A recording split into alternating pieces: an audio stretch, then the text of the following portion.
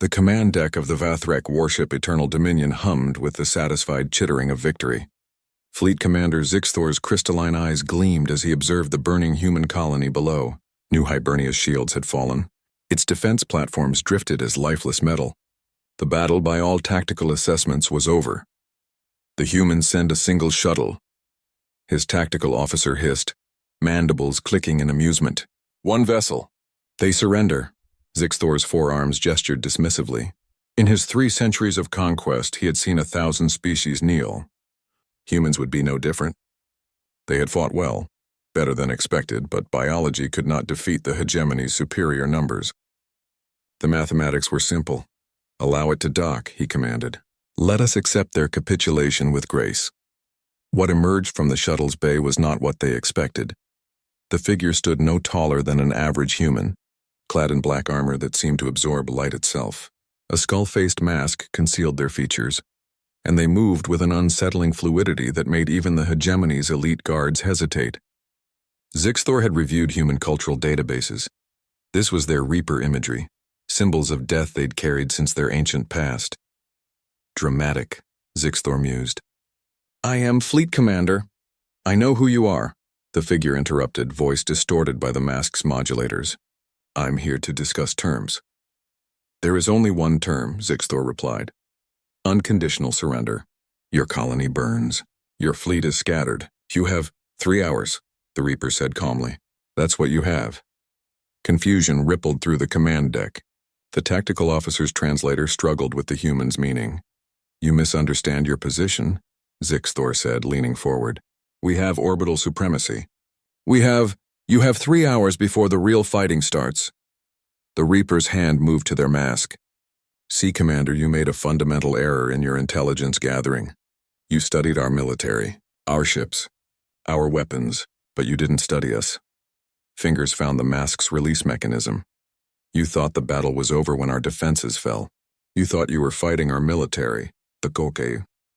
Mask came free. Orla's face was young, perhaps, 25 in human years, with auburn hair, pulled back in a practical braid and green eyes that held something the hegemony's psychological profiles hadn't prepared them for, not fear, not desperation, but a cold, burning certainty. You weren't fighting our military, Commander. You were fighting our children. Zixthor's translator remained silent. The word computed, but the implication seemed impossible. New Hibernia is a colony world, Orla continued, her natural voice carrying an accent Zixthor's databases identified as Irish. Population 3 million. Know how many are actual military? About 5,000. The rest? She smiled, and it wasn't pleasant. Farmers, teachers, engineers, their kids manning the defense platforms.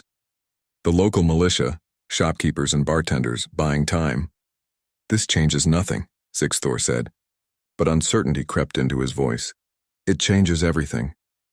Orla pulled a small device from her belt. You've been in orbit for 6 hours.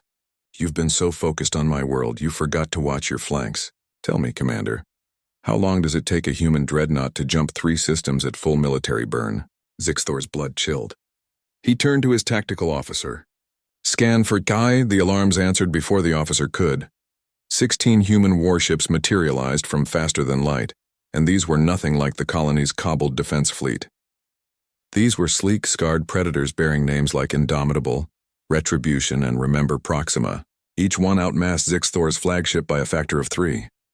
That, Orla said conversationally, is the Third Fleet, battle-hardened, angry, and they just watched you burn a colony of civilians for 6 hours while we kept you distracted. This is a trick, Zixthor hissed. You couldn't have... My brother James is on the Retribution, Orla continued, ignoring him. He's a weapons officer. Been fighting you bastards for 3 years. Know what he told me before I volunteered for this mission? He said, Orla, just keep them looking at you. Keep them thinking they've won.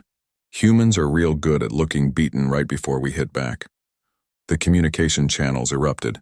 The human fleet wasn't broadcasting demands for surrender. They were broadcasting something worse, tactical data. Every weakness in the hegemony formation, every power fluctuation they'd detected, every gap in point defense coverage. And then the ultimatum. It came from Fleet Admiral Chen herself, her face appearing on every screen. Hegemony forces, you have one chance. Withdraw immediately. Leave our people alive and you'll be allowed to retreat. Stay, and learn why humanity doesn't have a word for acceptable losses when our families are threatened. Orla leaned against the command console, casual despite the dozen weapons trained on her. See, Commander, that's the thing about humans. We're not the strongest species, not the fastest. We don't have your natural armor or their telepathy or whatever other advantages the hegemony's conquered races had. She met Zixthor's crystalline eyes with her own green ones. But we remember. Every colony you burn, we remember. Every civilian casualty, we remember. And we have this terrible habit of making our enemies regret teaching us what total war means. She gestured to the view screen showing the human fleet taking up attack formations. You wanted to break us? Congratulations. You've united every human faction from here to Earth. The peaceniks, the militants, the isolationists, all on the same page now. What are your terms? Zixthor asked quietly, the question bitter on his translator's speakers. Withdrawal. Reparations. And you tell the Hegemony Council something for me. Orla's smile turned sharp. Tell them the humans are done being anyone's easy prey. Tell them we wear the Reaper's mask for a reason, because when you threaten our homes, death is exactly what you'll find. As Hegemony ships began their emergency jumps, retreating into the dark between stars, Orla finally allowed herself to breathe. Her hands shook slightly as she replaced the mask. No one needed to see that. Below on New Hibernia, the fires still burned. They'd lost so much, but they'd also proven something. Humanity didn't break. It adapted. And God help anyone who mistook patience for weakness.